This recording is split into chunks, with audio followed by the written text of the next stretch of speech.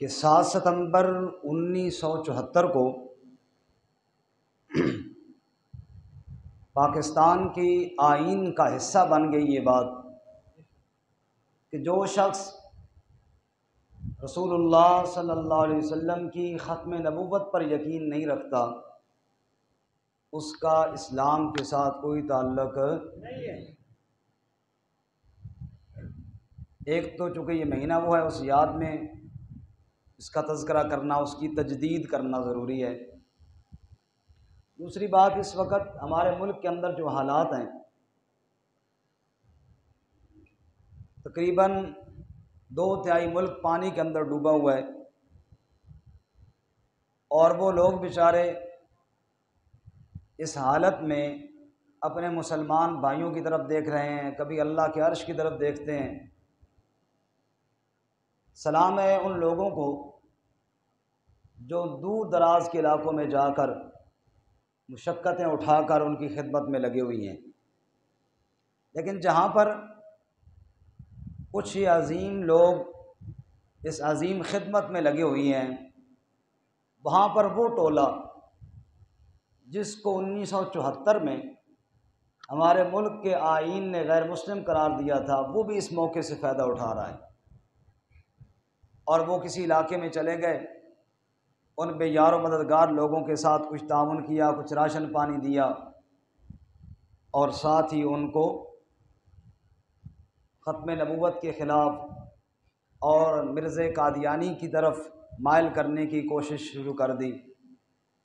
اس لیے ضرورت اس بات کی ہے کہ آج پھر اس بات کو دہرایا جائے اور مسلمانوں کے بچے سے لے کر بڑے تک یہ عقیدہ یاد کروایا جائے۔ ایک شخص صرف رسول اللہ صلی اللہ علیہ وسلم کو رسول مانتا ہے لیکن آخری رسول نہیں مانتا تو اس کا اسلام کے ساتھ کوئی تعلق نہیں۔ اور یہ وہ عقیدہ ہے جو قرآن کریم کی بالکل ابتدا میں موجود ہے۔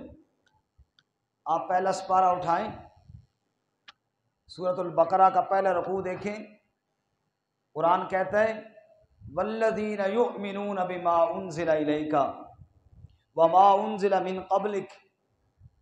اللہ اہل ایمان اور متقین کی صفات بیان کرتے ہیں اور فرماتے ہیں یؤمنون بما انزل الیک، کیا میرے نبی صلی اللہ علیہ وسلم جو قرآن ہم نے آپ کی جانب نازل کیا نا، اہل ایمان اس پر بھی ایمان رکھتے ہیں، وما انزل من قبلک، اور جو کتابیں اس سے پہلے نازل ہوئیں ان پر بھی ایمان رکھتے ہیں۔ غور کرنے سے انسان کو مسئلہ سمجھ میں آ جاتا ہے کہ نبی پاک صلی اللہ علیہ وسلم سے پہلے جو اللہ نے وحی نازل کی ہے اس کا تذکرہ تو اللہ نے کیا ہے، اور اگر حضور کے بعد بھی کوئی وحی نازل ہونے ہوتی تو وہاں اللہ اس کا بھی ذکر فرماتے، جیسے ما انزل من قبل کا کہا ہے نا جی، ایسی وما انزل من بعد کا بھی کہتے، لیکن وہاں من بعد کا ذکر کوئی نہیں ہے، آپ سے پہلے اور آپ پر بس معلوم ہوا اللہ نے جو وحی نازل کی یا تو نبی مکرم صلی اللہ علیہ وسلم سے پہلے نازل فرمائی یا آپ صلی اللہ علیہ وسلم پر نازل فرمائی، آپ کے بعد کسی وحی کا ذکر قرآن میں موجود نہیں۔ اسی طرح آپ صلی اللہ علیہ وسلم کی نبوت اور رسالت کا تذکرہ کرتے ہوئے اللہ فرماتے ہیں سورۃ المائدہ میں الیوم اکملت لکم دینکم واتممت علیکم نعمتی ورضیت لکم الاسلام دینا، کہ ہم نے دین مکمل کر دیا۔ جب دین مکمل ہو گیا تو پھر کسی اور کی ضرورت ہی نہیں ہے۔ خود رسول اللہ صلی اللہ علیہ وسلم نے ارشاد فرمایا میری مثال اور سابقہ انبیاء کی مثال ایسے ہے جیسے ایک خوبصورت عمارت ہو، اس کے اندر ایک اینٹ کی جگہ خالی ہو، دیکھنے والے نے عمارت کو دیکھا تو کہنے لگا کیا یہ اچھا ہوتا، یہ ایک اینٹ بھی اس میں لگ جاتی تو یہ کمرہ مکمل ہو جاتا۔ حضور فرماتے ہیں نبوت کی عمارت کی آخری اینٹ بنا کر مجھے میرے اللہ تعالیٰ نے بھیجا ہے صلی اللہ علیہ وسلم۔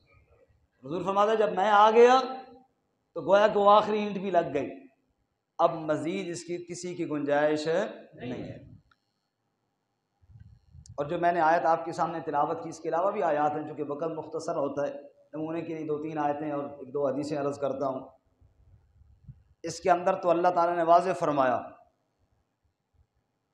جب حضرت زید رضی اللہ تعالیٰ عنہ انہوں نے اپنی بیوی کو طلاق دی، چونکہ حضرت زید نبی پاک کے متبنہ تھے، آپ نے ان کو اپنا منہ بولا بیٹا بنایا ہوا تھا، تو زینب کے ساتھ، حضور کی پھپھی کی بیٹی زینب کے ساتھ آپ نے زید کا نکاح کیا، زید نے زینب کو طلاق دے دی۔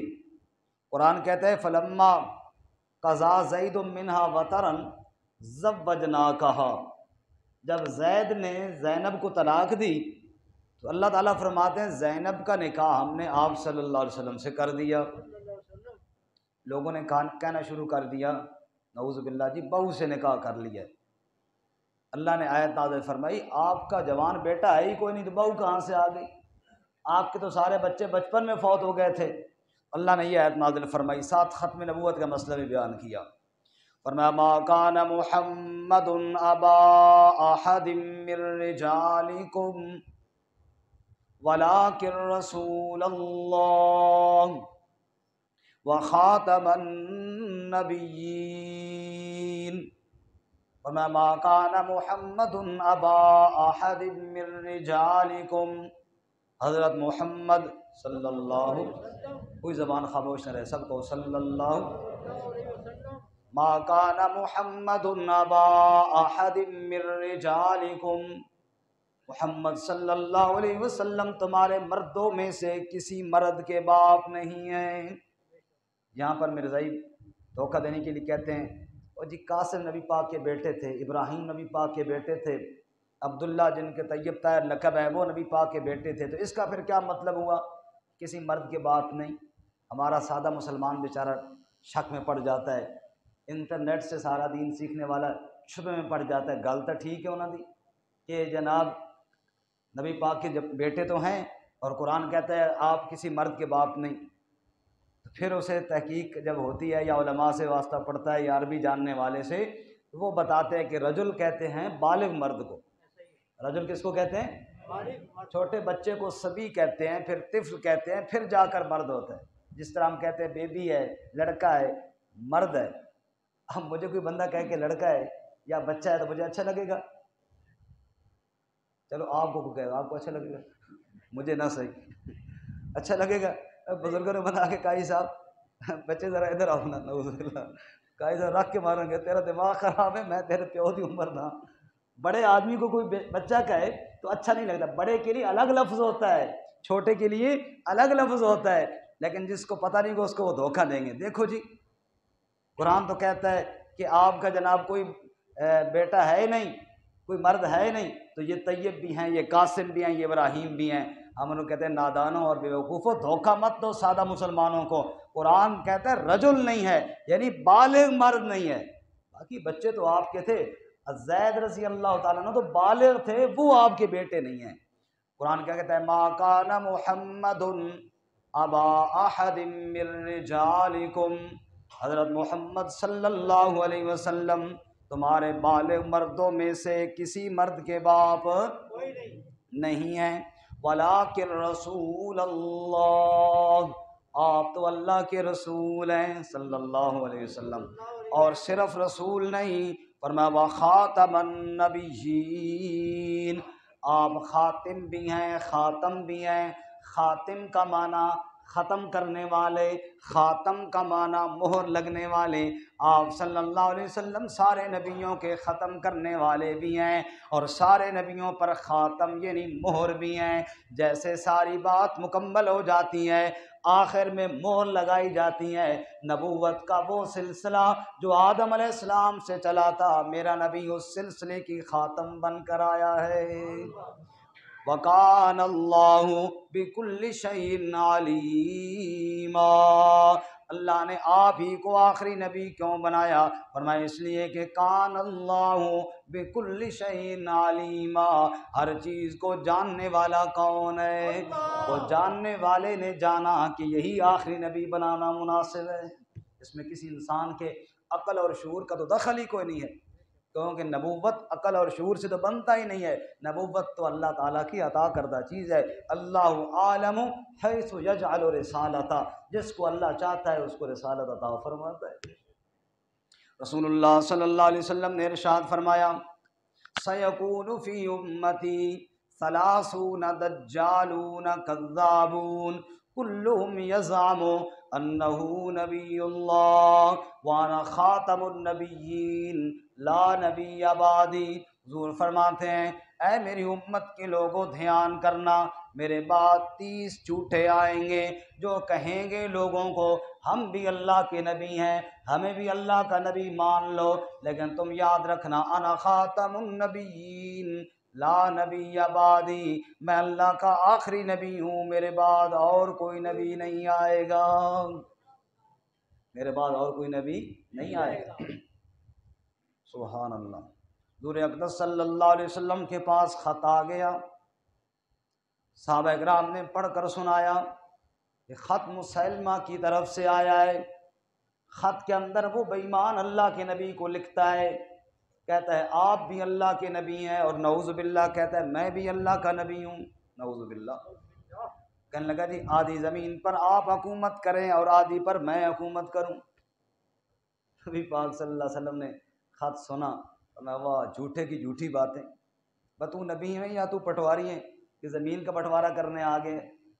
نبی کا کام زمینیں تقسیم کرنا ہوتا ہے، آدھی زمین آپ لے لیں اور آدھی زمین پر میں جناب نظام چلاؤں۔ حضور نے فرمایا لکھو جواب اس بے ایمان کو، جواب لکھوا میں محمد رسول اللہ صلی اللہ علیہ وسلم، زور سے خود ہی کہو نا، محبت سے جھوم کر نبی پاک کے نام آئے کہنا نہ پڑے، خود کہیں صلی اللہ علیہ وسلم۔ آپ نے جواب لکھا من محمد رسول اللہ الی مسیلمۃ الکذاب، یہ خط اللہ کے سچے رسول صلی اللہ علیہ وسلم کی طرف سے جھوٹے مسلمہ کی جانب ہے۔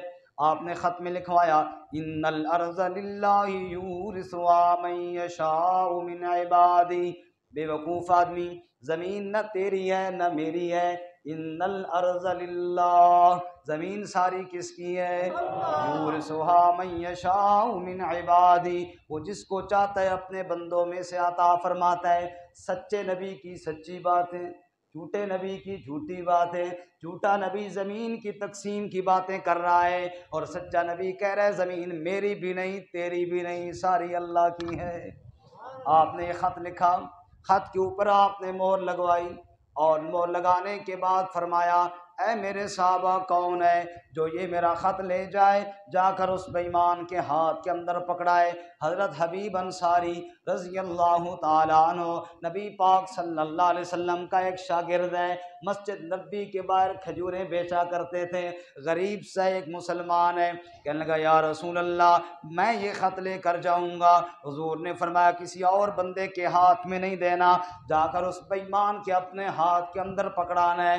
ٹھیک ہے یا رسول اللہ، زندہ رہا تو اسی طرح کروں گا۔ حبیب انصاری خط لے کر روانہ ہو گئے، وہاں گئے مسلمہ کذاب کے علاقے میں، اس سے ملاقات کا وقت ہی نہیں مل رہا، وہ ظالم محل کے اندر رہتا ہے، آپ لوگوں سے معلومات تو لے رہے ہیں لیکن کسی کو خط کے بارے میں نہیں بتا رہے، ایسا نہ ہو کوئی خط مجھ سے لے نہ لے۔ کئی دنوں کے بعد ملاقات کا موقع ہوا، سیدھا اس کے دربار میں گئے، جا کر کہنے لگے میں مدینہ سے آیا ہوں، محمد عربی صلی اللہ علیہ وسلم کا شاگرد ہوں، تیرے خط کا جواب لے کر آیا ہوں۔ اس نے کہا جلدی مجھے خط دے، میں اس خط کے انتظار میں ہوں۔ خط دیا گیا، لوگوں کو پتہ نہیں خط میں کیا لکھا ہوا ہے، حبیب انصاری کو تو پتہ ہے نا خط میں کیا لکھا ہوا ہے۔ جو ہی اس نے خط پڑھنا شروع کیا، خط کے اندر اس کو جھوٹا لکھا ہوا تھا، اب اس کا شکل چہرہ بگڑنا شروع ہوا، قریب تھا کہ نبی پاک صلی اللہ علیہ وسلم کے بارے میں کوئی بکواس کرتا، لیکن صحابی رسول کہاں نبی پاک کی بے ادبی برداشت کرتے ہیں۔ ابھی اس نے کوئی بکواس کی نہیں، ارادہ ہی کر رہا تھا کہ اللہ کے نبی کا یہ سچا وفادار پہلے بول پڑتا ہے اور کہنے لگا خبردار اپنی زبان کو لگام میں رکھنا، نبی پاک کے بارے میں کوئی غلط بات نہ کرنا، نبی پاک نے تجھے جھوٹا لکھا ہے، تو جھوٹا ہی تو ہے نا اور کیا چیز ہے۔ اونچا جب یہ کہہ دیا، اب سب درباریوں کو پتہ چل گیا کہ خط کے اندر تو جناب کو جھوٹا لکھا ہوا ہے۔ جب اس کے دربار میں اس نبی پاک کے مخلص وفادار نے اس بے ایمان کو جھوٹا کہہ دیا، اب تو اس کا غصہ آپے سے باہر ہو گیا، کہنے لگا کون ہے جس نے اتنی جرت کی کہ میرے دربار میں آ کر مجھے جھوٹا کہہ رہا ہے، پکڑو اس کو۔ پکڑ لیے گئے اور کہنے لگا اے حبیب انصاری، قانون تو یہ ہے جو بھی قاصد ہوتا ہے، جو بھی پیغام لے کر آنے والا ہوتا ہے، اس کو قتل نہیں کیا جاتا۔ تجھے میں قتل نہیں کرنا چاہتا، لیکن چونکہ میرے محل کے اندر آ کر تو نے مجھے جھوٹا کہا ہے، اس لیے ایک بار مجھے سچا کہہ دے، جا تجھے آزاد کر دیا جائے گا۔ حضرت حبیب انصاری نے فرمایا جس کو اللہ کے رسول جھوٹا کہے اس کو میں کون ہوتا ہوں سچا کہنے والا؟ سبحان اللہ۔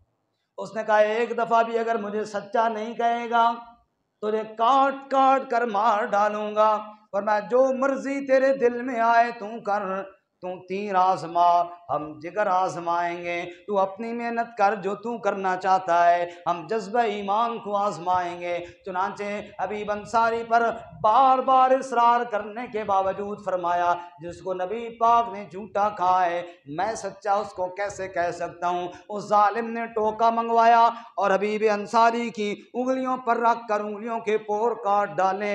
ایک منٹ کے لیے تصور تو کرنا مسلمان، میں اور آپ بھی نبی پاک کا کلمہ پڑھتے ہیں، ناخن کاٹتے وقت اگر تھوڑا سا ناخن تراش اندر کی جانب لگ جائے کتنا درد ہوتا ہے، جس کے انگلیوں کے پور ہی کاٹ ڈالے اس کے ساتھ کیا تکلیف بیتی ہوگی، لیکن جب انگلیوں کے پور کاٹے پھر کہنے لگا بتاؤ حبیب میں کون ہوں؟ حبیب انصاری نے کہا مدینہ میں بیٹھے ہوئے محمد مصطفیٰ صلی اللہ علیہ وسلم اللہ کے سچے نبی ہیں، رہی تیری بات تیرے متعلق تو وہی بات ہے جو نبی پاک نے خط کے اندر لکھ کر بھیجی ہے۔ سبحان اللہ۔ کہنے لگا یہ نہیں ماننے والا، ہاتھ کاٹ ڈالو، بازو کاٹ ڈالو، دوسرا ہاتھ کاٹ ڈالو، دوسرا بازو کاٹ ڈالو۔ ایک ایک عضو کاٹنا شروع کیا اس ظالم نے، اور ہر عضو کے کاٹنے سے پہلے کہا کرتا تھا اے حبیب رحم کر اپنی جان پر، رحم کر اپنی جوانی پر، ایک مرتبہ کہہ دے مجھے کہ تو بھی سچا ہے، میری طرف سے تو آزاد ہے۔ ہر عضو کے کٹتے وقت حبیب انصاری فرمایا کرتے تھے ارے اللہ کے نبی جس کو جھوٹا کہیں میں کون ہوتا ہوں سچا کہنے والا، جان کٹوانا تو برداشت ہے، جھوٹے نبی کو سچا کہنا برداشت نہیں ہے۔ چنانچہ اعضاء کاٹ کاٹ کر شہید کر دیا گیا۔ نبی پاک صلی اللہ علیہ وسلم کا یہ دیوانہ ختم نبوت پہ جان قربان کرنے والا، اور جان بھی ٹکڑے ٹکڑے کرا کے قربان کرنے والا، اپنی ساری جان کو ٹکڑے کروا دیتا ہے لیکن ایک بار بھی جھوٹے نبی کو سچا نہیں کہتا۔ آج لوگ ہمیں سمجھاتے ہیں او جی خیر ہے جی اگر وہ نہیں مانتے تو دفع کرو، تم چپ کر جاؤ۔ ارے ایمان والا کیسے چپ کر جائے، وہ تو اپنی جان قربان کر سکتا ہے، نبی کی ختم نبوت پر کبھی آنچ نہیں آنے دیتا۔ ثانی احمد مختار تو کیا لاؤ گے، اس کی امت کی مثالیں بھی نہ پاؤ گے۔ نبی پاک کا ثانی تم کہاں سے لاؤ گے، تم تو حبیب انصاری جیسی مثال بھی دنیا کے اندر پیش نہیں کر سکتے۔ سبحان اللہ۔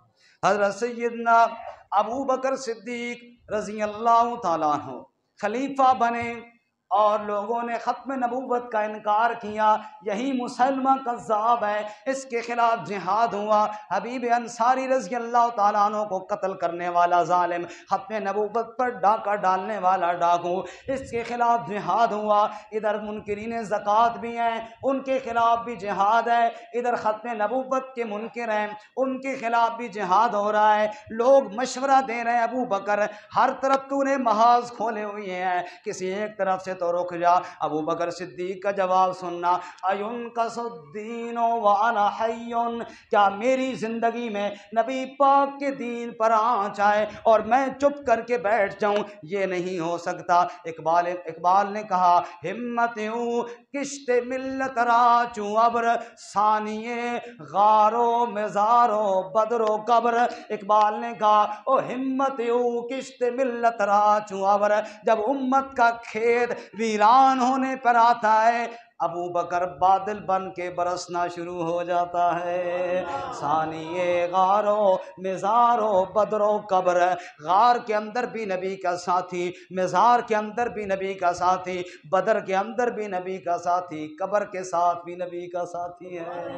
نبی پاک صلی اللہ علیہ وسلم کی ختم نبوت کے اوپر پہرے داری کرنے والا ابو بکر صدیق کل غار کے اندر نبی پاک کی چوکیداری کر رہا تھا، کبھی دائیں جانب کبھی بائیں جانب، کبھی آگے اور کبھی پیچھے۔ نبی پاک پوچھتے ابو بکر دائیں بائیں کیوں پھر رہا ہے؟ کہ یا رسول اللہ جدھر سے خطرہ محسوس ہوتا ہے اس جانب ہو جاتا ہوں، کوئی تیر آئے تو میرے اوپر پڑے، آپ کی حفاظت ہو جائے۔ حضرت عمر رضی اللہ تعالیٰ عنہ کہا کرتے تھے اے ابو بکر میری زندگی کی ساری باتیں تو لے لے اور جو نبی پاک کی چوکیداری میں وقت گزارے وہ 3 راتیں مجھے عطا فرما دے۔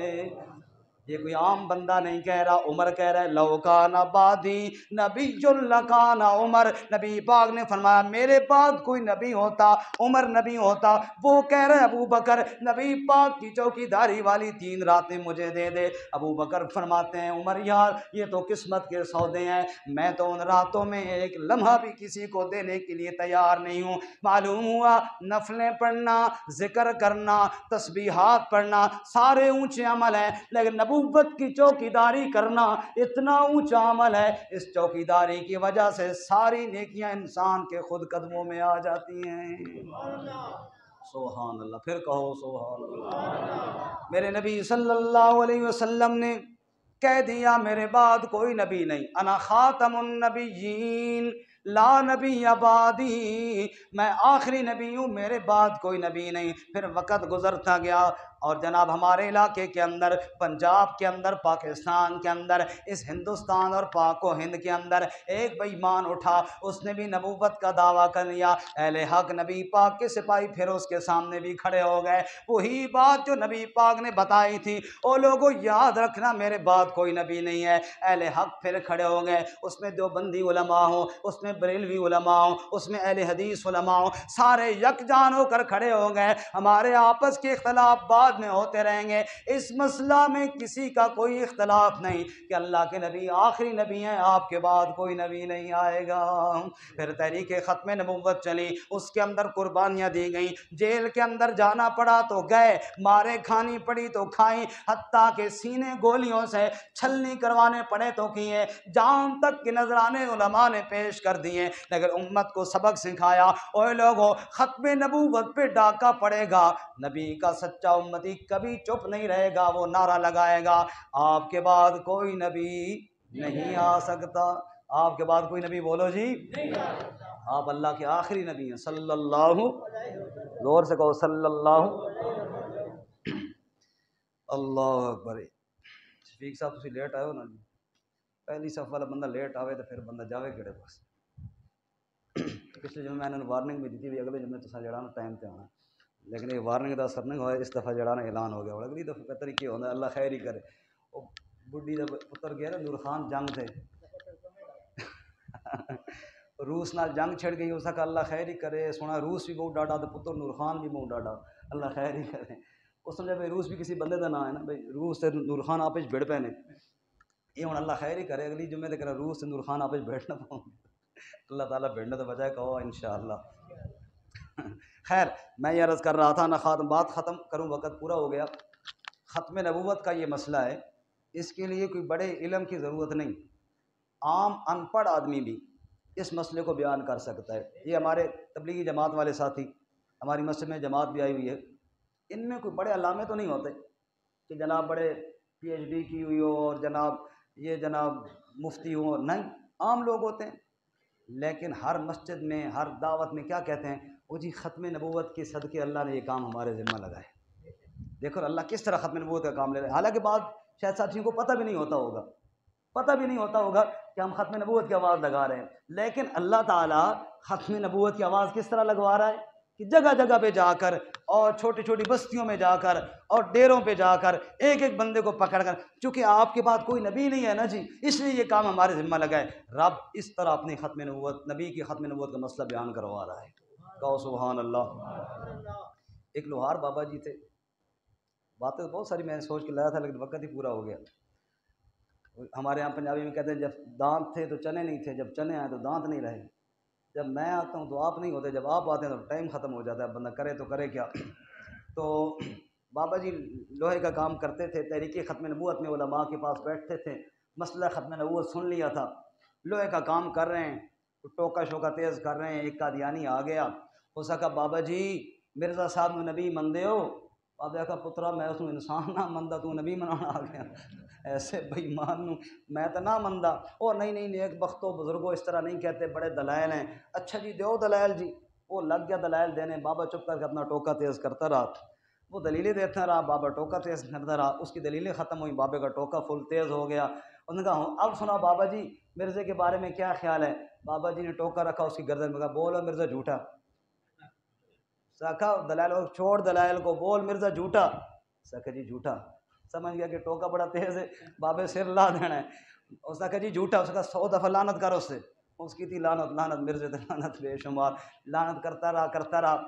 جب فارغ ہو گیا نا 100 دفعہ پوری کر کے، بابا جی نے اس کو ٹوکا دیا، کہا یہ ٹوکا تو لے اور میری گردن پہ رکھ، اور مجھے کہے نبی پاک کو جھوٹا کہوں، اللہ کی قسم گردن کٹ جائے گی، اللہ کے نبی کو جھوٹا نہیں کہوں گا۔ چھوڑ دلیلیں، یہ دلیل ہے میرے نبی کے سچا ہونے کی اور تیرے نبی کی جھوٹا ہونے کی۔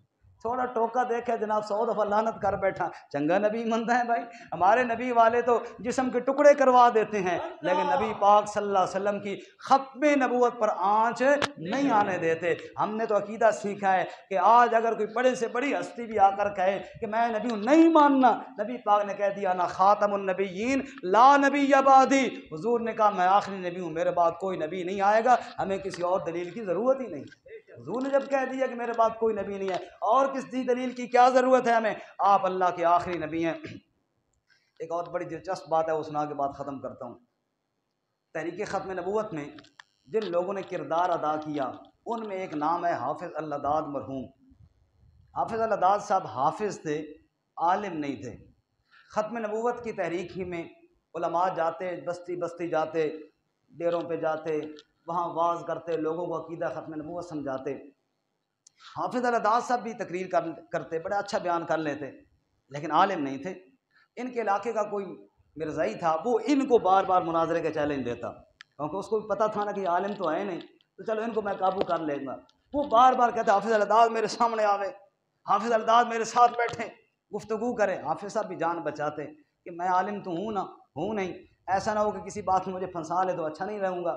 خیر ایک دن کسی شادی وغیرہ کی تقریب پر گئے ہوئی تھے، دیہاتی ماحول تھا، لوگ جمع تھے بہت سارے، وہاں وہ بھی آدم کا مرزائی بھی۔ اس نے کہا لوگوں آپ جانتے ہو نا میں کب سے اس کو چیلنج کر رہا ہوں حافظ اللداد کو، اور یہ میرے سامنے نہیں آتا، آج جی بھی ادھر ہی ہے، میں بھی آ گیا ہوں، آج ہی نا مسئلہ کلیئر کر لیں۔ لوگوں نے کہا جی بڑی زبردست بات ہے، چل بھائی حافظ اللداد تیار ہو؟ حافظ صاحب نے کہا بالکل ٹھیک ہے۔ اب وہاں اگر حافظ صاحب نہ کرتے تو ظاہر بات ہے مسئلہ کی بدنامی تھی۔ حافظ صاحب نے کہا ٹھیک ہے جی بالکل، آج ہی مسئلہ کلیئر کر لیتے ہیں۔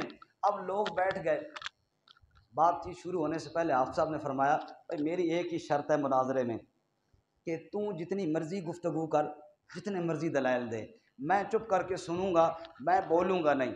شرط میری یہ ہے کہ پتر تقریر جس سے میری شروع ہوئی نا، بولنا تو بھی نہیں رہے، میری گفتگو میں آپ نے بولنا نہیں۔ انہوں نے کہا یہ تو صحیح بات ہے، تبھی تو خاموشی سے سنے گا تبھی بات ہوگی، ورنہ تو کر تقریر 1 گھنٹہ کر یا 6 گھنٹے کر، میں چپ کر کے سنوں گا، لیکن جب میں دلائل کے جواب دوں نا، جب تک میں تقریر بس نہیں کروں گا، بولنا نہیں ہے تو نے۔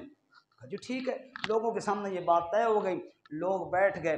اس نے اپنے طور پہ جو کچھ دلائل یاد کیے تھے، وہ 2-4 باتیں جو بھی کرنی تھی، آدھا گھنٹہ کی، پونا گھنٹہ کی، اس نے گفتگو کی مرزائی نے سب سے پہلے۔ اب باری آئی حافظ صاحب کی، ترجمہ حافظ صاحب نے ترجمے والا قرآن لے لیا اور کہنے لگے لوگوں میری شرط یاد ہے نا، میں بولا ہوں اسی تقریر میں؟ لوگوں نے کہا جی نہیں، انہوں نے آپ بولنا اس میں بھی نہیں ہے۔ جی ٹھیک ہے بالکل۔ آپ صاحب شروع ہوئی قرآن لے کر، بسم اللہ الرحمن الرحیم، شروع صلی اللہ کے نام سے جس نے رسول اللہ صلی اللہ علیہ وسلم کو آخری رسول بنایا، مرزے کو لانتی بنایا۔ الحمدللہ رب العالمین، سب تعریفیں اس اللہ تعالیٰ کے لیے جس نے حضرت محمد صلی اللہ علیہ وسلم کو آخری رسول بنایا، مرزے کو لانتی بنایا۔ رحمان الرحیم وہ اللہ ہے جس نے نبی پاک صلی اللہ علیہ وسلم کو آخری رسول بنایا اور مرزے کو لانتی بنایا۔ قیامت کے دن کا وہ مالک ہے جس نے محمد صلی اللہ علیہ وسلم کو آخری رسول بنایا، مرزے کو لانتی بنایا۔ وہ بٹ پوے اس نے ان پرتا کھائے ان پرتا کھائے. اب حافظ صاحب نے شرط لگائی بولنا نہیں ہے. حافظ صاحب نے الف لام میم سے اگلا شروع کر دی, سورۃ البقرہ شروع کر دی. جب پہلا سپارہ پورا ہوا نا, سیقول الصفحاء پہ حافظ صاحب پہنچے, وہ سمجھ گیا کہ یہ تو 30 سپارے پورے جانا ہے. پھر اس کہ حافظ جی, حافظ صاحب کہ چپ بے ایمان, پھر بول گیا نا, میں نے کیا کہا تھا دلائل پورے سن. چپ کر گیا. پھر جناب حافظ صاحب جب تیسرے سپارے پڑھے, تل کر رسول فضل اللہ بعض ولا بعض, وہ اٹھ کے نس پہ اس کا چھوڑو یار. حافظ صاحب کہ پکڑو اس بے ایمان کو, آج پورا قرآن سنانا ہے اس کو, قرآن کی ہر آیت بتا رہی ہے اللہ کے نبی آخری نبی ہے. اب عالم بھی نہ تھے لیکن پھر بھی ٹرکا لیا اس کو. اللہ تعالیٰ اس طرح مدد فرماتے اپنے بندوں کی. تحریک ختم نبوت میں مناظرہ تھا مرزائیوں کے ساتھ, کیونکہ دیوبندی بریلوی اہل حدیث سب اکٹھے تھے, اس میں اختلاف تو تھا کوئی نہیں مسئلے میں. تو ایک بریلویوں کی مسجد میں, بریلوی بھائیوں کی مسجد میں مناظرہ طے ہو گیا ان مرزائیوں کے ساتھ. مناظر جو تھا وہ دیوبندی تھا, باقی سارے طبقے وہاں پہ اکٹھے موجود تھے. مسجد بریلویوں کی, مناظر دیوبندی, اور بات کرنی ہے کس سے, مرزائیوں سے. اب گفتگو ہوئی, شروع ہوئی, تو یا اللہ یا محمد اوپر لکھا ہوتا ہے ہمارے بریلوی بھائیوں کے اکثر مسجدوں میں, اوپر وہاں بھی لکھا ہوا تھا. اور قادیانی مناظر جانتا تھا کہ ان کا اس مسئلے میں اختلاف ہے, اس نے کہا ان ایسا سوال کرو تاکہ یہ آپس میں لگ جائیں. اس کا کہ مولوی صاحب باقی باتیں بعد میں ہوں گی, پہلے یہ بتاؤ یہ جو اوپر لکھا ہوا ہے جس کے نیچے آپ بیٹھے ہیں یا اللہ یا محمد, یہ ٹھیک ہے؟ اس کے ذہن میں یہ تھا کہ مولوی صاحب کہیں گے نہیں ٹھیک, جب نہ کریں گے تو مسجد ان کی ہے, یہاں پہ ہی جھگڑا شروع ہو جائے گا. مولوی صاحب کہا بالکل ٹھیک ہے, بالکل ٹھیک ہے. اس دا مطلب ہے وے یا اللہ دی منو تے یا محمد دی منو, مرزے دی بالکل نہ منو, اس دا اے مطلب ہے. ہو سکا مولوی جی یہ نہ کر, زیادتی نہ کر, اے یا پنجابی والا نہیں, اے یا عربی والا ہے. تو پنجابی والا بنا لے کہ یا اللہ دی منو تے یا محمد, یہ تو پنجابی والی گل ہوئی نا. یہ یا پنجابی والا نہیں ہے, اور واسطہ ہی یہ یا عربی والا ہے. مولوی پھر مولوی ہوتے ہیں, اللہ تعالیٰ سیدھے راستے پہ چلے آئے تو بہت زبردست کمال کے آدمی ہوتے ہیں. مولوی صاحب نے کہا یہ یا پنجابی والا ہے, یہ عربی والا نہیں ہے, یہ پنجابی والا ہے. اس نے کہا وہ کیسے؟ اس نے کہا لوگوں جو عمرے کے لیے گئے ہیں, حج کے لیے گئے, ہاتھ کھڑا کرو. کئی لوگوں نے ہاتھ کھڑے کیے. انہوں نے کہا جدے گئے ہو, مکے گئے ہو, مدینے گئے ہو؟ جی گئے ہیں. جی اتنے کراؤں تک کا نہیں یا اللہ یا محمد لکھا ہوا ہے, کسی مسجد میں اوپر لکھا ہو. انہاں آکھا جی نہیں, انہاں آکھا عربی ہو گیا تو اتنے بھی لکھا ہوا ہو گیا, یہ ساڈا پنجابی ہے, صرف پنجاب وچ لکھا ہوا بھائی یا اللہ دی منو تے یا محمد دی منو, مرزے دی ہرگز نہ منو. اللہ تعالیٰ عمل کی توفیق عطا فرمائے. وآخر دعوانا